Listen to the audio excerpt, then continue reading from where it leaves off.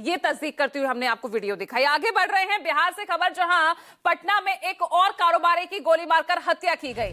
बालू कारोबारी रमाकांत यादव को घर के बाहर ही गोली मारी गई।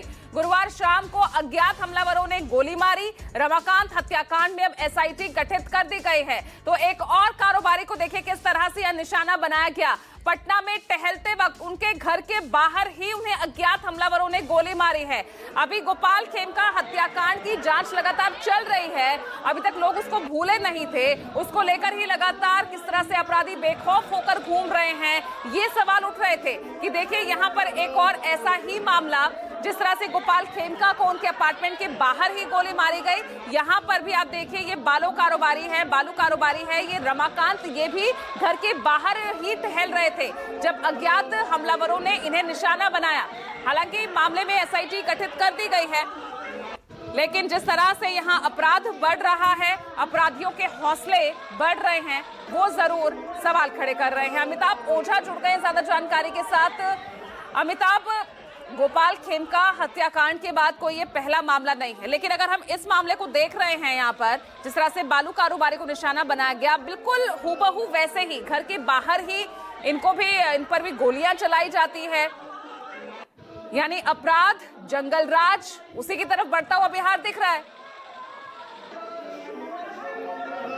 जी बिल्कुल, निश्चित तौर पे देखिए कानून व्यवस्था पर लेकर लगातार सवाल उठ रहे थे और गोपाल खेमका के बाद ये दूसरी बड़ी घटना है जो लगातार हुई है। और कल दो बड़ी घटना हुई थी, वेटनरी कॉलेज में गोलीबारी हुई थी और यहाँ पे उसी समय देखा आपको बताते हैं कि रमाकांत यादव का ये घर है और ठीक घर के सामने वो बगीचे में अपने मजदूरों के साथ थे, काम करवा रहे थे। इसी दौरान दो अपराधी आते हैं, उन्हें गोली मारते हैं और उसके बाद वो फरार हो जाते हैं।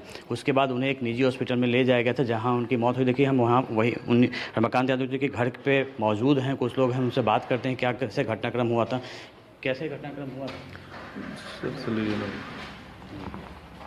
कल शाम को टहलने गए थे बागीचा में, उसी क्रम में अपराधी आकर गोली मार दिया। क्या पहले से कोई धमकी या कुछ? नहीं, ऐसा कोई बात नहीं था। तो दोनों हमलावर की पहचान हुई है क्या? स्केच पुलिस कड़ी के स्केच हम बनवा रहे हैं। नहीं, अभी कोई पहचान नहीं हुई है।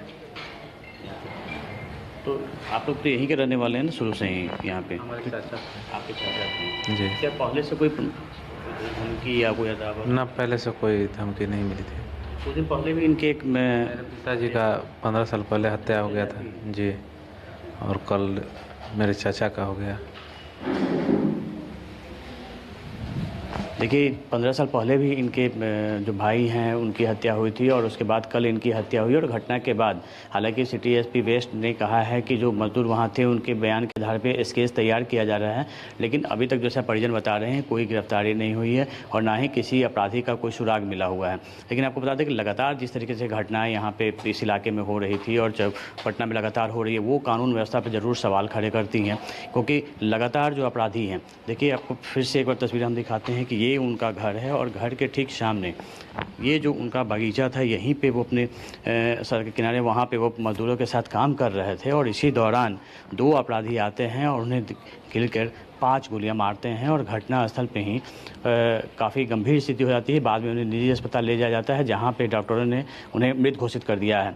ये पूरा इलाका जो है, आपको बता दें कि ये पूरा इलाका जो सोन नदी के बालू के कारोबार के लिए जाना जाता है और बालू के कारोबार में इसी पूरे इलाके की पहचान होती है। और यहाँ पे जो रमाकांत यादव हैं खुद बालू कारोबारी थे और बालू कारोबारी होने के चलते इस इलाके में उनके अपने रसूखते बगल में सोन नदी का घाट पड़ता है और पूरे इलाके में कई अलग अलग गैंग है। कुछ दिन पहले भी आपको बता दें कि करीब 1 साल पहले रानी तालाब थाना जो इसका थाना है, थाना के गेट पे ही एक बालू कारोबारी की हत्या हो गई थी और उस पूरे मामले में भी अब तक कोई गिरफ्तारी नहीं हुई है। तो निश्चित तौर पे कहें कि ये पूरा बालू के वर्चस्व को लेकर इस इलाके में पहली अदावत होती रही है।